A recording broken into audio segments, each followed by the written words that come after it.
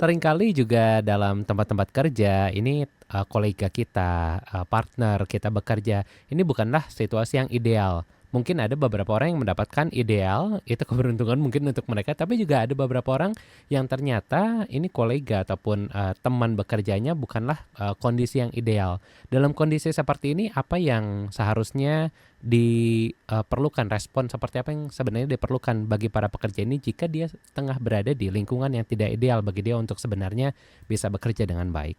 Kalau kita ngomong lingkungan, tadi saya setuju sama Kak Hans gitu ya, bahwa punya lingkungan yang baik itu adalah sebuah privilege gitu. Mhm, Punya teman-teman yang nggak sikut-sikutan, mhm, yang mhm, bisa sehati gitu ya, mhm, nongkrong mhm. bareng dengan tulus, Iya, punya bos yang bisa nge-mentorin begitu, yang siap backup kita, mhm. itu sebuah privilege begitu. Tapi patut disadari bahwa dalam kondisi yang seperti itu pun, kita masih akan mengalami stres.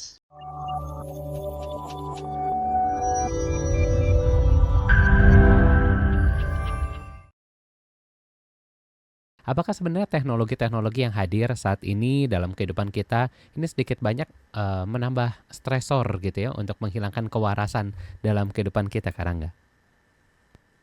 Teknologi ini kalau menurut saya pedang bermata dua ya Kak Mhm, Hans ya. mhm, Jadi di satu sisi dia menghadirkan cara-cara yang kalau kita bahas 10 tahun yang lalu gitu nggak kebayang buat merilis stres gitu ya. mhm, mhm. Waktu COVID saya pernah nonton videonya ada orang yang jalan-jalan pakai Google Earth begitu. Nah Oh itu iya, membantu iya, merilis stresnya dia. iya, Keren banget kan gitu kan. Terus betul. kemudian kita bisa dapat tutorial supaya tetap connected dengan yang lain. Dalgona. Wah, siapa yang Oh iya waktu betul. COVID bikin dalgona Sampai terus tangannya pegel berkebun ya. gitu kan. Sampai tangannya pegel gitu kan. Iya, Nah, mhm, di satu sisi itu membantu menciptakan coping-coping baru begitu mhm, ya. Tapi mhm, nggak dipungkiri juga kemudian itu juga menjadi stresor-stresor baru begitu. mhm, Meeting online. Kalau mhm, dulu orang kerja mau setup meeting itu bisa seminggu, mhm. 2 minggu kemudian. Sekarang di kantor bisa dengan enak, iya nanti 1 jam lagi kita meeting. Oke. Syukur kalau 1 jam, kalau 5 menit lagi kita meeting Iya begitu. Nah, betul ya. stresornya langsung begitu kan ya. Iya, Terus iya. ada dokumen yang harus apa namanya dikirimkan. Kalau dulu Mhm, masih harus dikirimkan kemana kemana kemana, sekarang bisa dengan sangat mudah begitu dengan berkolaborasi dan itu menciptakan stresor tersendiri karena mhm, suka tidak suka begitu ya, banyak hal yang sebelumnya itu slow, mhm. tiba-tiba sekarang jadi fast gitu ya, dan Oke. itu butuh adaptasi. Mhm, Kalau kita kembali ke yang tadi, sebetulnya proses beradaptasi itu sebetulnya selalu menggoyang kewarasannya kita begitu. mhm, Apalagi kalau kemudian tadi yang Kak Hans bilang begitu ya, bahwa mhm, kemudian kalau kita lihat mhm. media sosial tuh sadis lah gitu kan ya. Iya, Dan ini bilang umur sekian tabunganmu mestinya begini, iya umur betul. sekian Mhm, karirmu mestinya segini, kalau mhm, enggak begini begini begini. Seolah-olah kayak itu seperti sebuah apa ya, sebuah standar yang kalau kamu nggak ada di situ nggak oke nih begitu iya, dan iya, iya. ya itu menciptakan tekanan tersendiri juga yang kemudian pada akhirnya membuat kita jadi susah untuk melihat diri kita dengan positif kan Mhm, tadi kan begitu. mhm. Baik, ini kan Angga kalau kita ngomongin soal menjaga kewarasan dalam bekerja, memang kita nggak jauh-jauh dari ngomongin juga soal lingkungan kerja, Karangga. Dan seringkali lingkungan kerja ini adalah sesuatu yang tidak bisa kita pilih. Kita bisa memilih kita kerja di mana, tapi bekerja dengan siapanya kadang kita tidak bisa memilih hal tersebut. Nah, seringkali juga dalam tempat-tempat kerja ini kolega kita, partner kita bekerja, ini bukanlah situasi yang ideal. Mungkin ada beberapa orang yang mendapatkan ideal, itu keberuntungan mungkin untuk mereka, tapi juga ada beberapa orang yang ternyata ini kolega ataupun teman bekerjanya bukanlah kondisi yang ideal.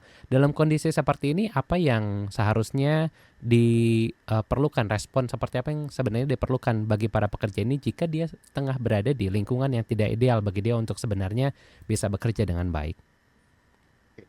eh Kalau kita ngomong lingkungan, tadi saya setuju sama Kak Hans gitu ya, bahwa punya lingkungan yang baik itu adalah sebuah privilege gitu. Hmm, Punya teman-teman yang nggak sikut-sikutan, hmm, yang hmm, bisa sehati gitu ya, hmm, nongkrong hmm. bareng dengan tulus, Iya. punya bos yang bisa nge-mentorin begitu, yang siap backup kita, Hmm, itu sebuah privilege begitu. Tapi patut disadari bahwa dalam kondisi yang seperti itu pun, kita masih akan mengalami stres oh begitu ya. Yang oke. pertama Hmm, itu. Jadi memang nggak bisa dihindarkan hmm, begitu dan hmm. stres sendiri itu nggak semuanya buruk begitu. Sampai Iya. satu titik begitu ada yang namanya eustress. Hmm, Eustress itu kalau kita dapat project yang challenging begitu ya, hmm. kita dapat tantangan baru, kita merasa Oke.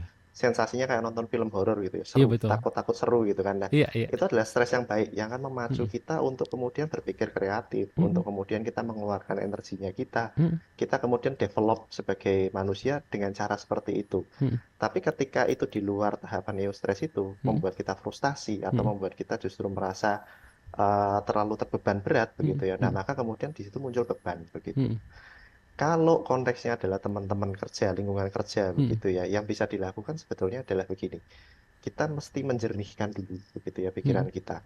Eh, karena gini, ketika kita merasakan sesuatu dengan intens, stres terjadi, emosi kita muncul, sadar nggak bahwa kita tuh sebenarnya selalu mikirnya ekstrim begitu. mhm. Kalau kita lagi sakit hati sama teman kerja begitu ya, Iya. misalnya, ngomongnya nyelekit begitu, Mhm, ngomongnya mhm, nggak enak, mhm, atau presentasiku kalah bagus sama dia misalnya mhm. begitu. Iya, Kita akan cenderung selama beberapa waktu lihat jelek-jeleknya aja. betul Tapi betul. giliran kemudian kita lagi akur sama seseorang, kita akan lihat bagus-bagusnya aja. Nah, Iya. kondisi ini yang kita kemudian perlu endapin dulu, kita perlu Mhm, jernihkan dulu, mhm, sehingga kemudian kita bisa objektif melihat sebenarnya apakah lingkungan kerjaku, tempat kerjaku, pekerjaanku ini masih oke atau tidak. mmm, Ketika kita bisa jadi melihat, ketika mhm, itu masih oke, kita dapat apa yang kita cari, apa sih goalnya kita, masih inline nggak dengan pekerjaan mhm. kita kemudian akan bisa menimbang dari situ, bertahan atau enggak. Oke. Tapi ketika kemudian kita merasa enggak, gitu, nah kemudian pilihan berikutnya, kalau enggak, kita masih laku nggak sih di pasaran? Mmm. Kalau laku ya pergi dong, gitu Iya kan. Tapi iya. kalau nggak Mhm, laku, ya berarti kita perlu strategi yang lain untuk bertahan di sini, mhm, tapi kemudian tetap waras juga dalam mhm. menjalaninya, seperti itu. Baik. Indis ekonomi kan gitu Indeks ya. ekonomi ya. Kita harus pintar-pintar cari, mana yang harus bertahan, mana yang kira-kira bisa dilepas seperti itu ya. Ini Betul. beberapa orang juga ada yang mengeluhkan soal hal ini Kak Rangga. Saya tuh rasanya kalau habis pulang kerja, energinya rasanya sudah habis semua. Mau melakukan kegiatan sosial apapun udah nggak ada tenaga. Nyampe rumah pengennya langsung tidur, istirahat, karena besok kelihatannya di tempat kerja butuh energi yang sangat besar untuk bisa memulai, pekerjaan, aktivitas di kantor kembali. Nah, lalu juga ketika weekend datang, libur datang, bahkan untuk liburan pun gairah untuk semangat liburannya nih udah hilang dan pengennya udah tidur aja di rumah. Ibu kota kelihatannya banyak nih karyawan-karyawan seperti ini. Ini apakah Iya. menunjukkan bahwa mereka masih memiliki kondisi kesehatan mental yang sehat atau sebenarnya ini merupakan salah satu ciri-ciri kalau mereka sudah butuh pertolongan dari profesional? Jawabannya bisa iya, bisa tidak, Hmm, begitu ya. Jadi beberapa orang itu memang menemukan kedamaiannya dengan me time, oke. begitu ya. Hmm, Dengan sendirian, hmm, gitu, hmm, dengan nggak ngapa-ngapain, hmm, rebahan, hmm, begitu ya. Tapi beberapa orang yang lain sebetulnya tidak. hmm, Kuncinya adalah perbedaannya gini. Apakah kemudian kehilangan energi mendadak dan cara kita mengisinya itu adalah dengan tidak ngapa-ngapain tadi. hmm, Itu adalah pola yang kita miliki sejak lama, hmm, pola yang kita sukai, kita hmm, nyaman melakukannya, atau sebetulnya itu perubahan yang mendadak yang hmm, terjadi hmm, akibat sesuatu yang terjadi dalam hidup kita, hmm, atau kemudian itu memang kita terpaksa, kita sebenarnya sudah nggak bisa melakukan apa-apa lagi. hmm, Kalau yang pertama, itu berarti aman-aman saja. hmm. Memang begitulah pola copingnya kita. Ya. Kita akan menghabiskan kayak baterai HP gitu ya, kita Mhm, pakai mhm, baterai kita itu untuk ketemu orang, untuk mhm, bekerja, mhm, untuk hahaha ke sana sini. Lalu kemudian ketika pulang kita akan ngecas lagi begitu. Kita akan mhm, sendirian, kita akan rebahan saja begitu, nggak mhm, ngapa-ngapain begitu kan. Tapi kalau kemudian yang kedua, nah ini sebuah alarm.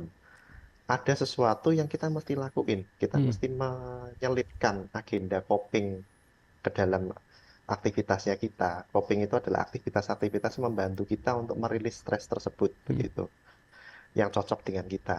Contohnya tadi ya dalgona, berkebun gitu. Nah, aktivitas-aktivitas itu kan membantu kita untuk merilis stres. Itu Iya, perlu ditambahkan ketika kemudian kehabisan energi ini menjadi sesuatu yang berubah baru-baru ini mhm, terjadi ke kita dan kita sebenarnya nggak nyaman dengan kondisi ini. Kita pengen berubah. mhm. Maka kita perlu ambil waktu untuk naruh coping ini dalam aktivitasnya kita.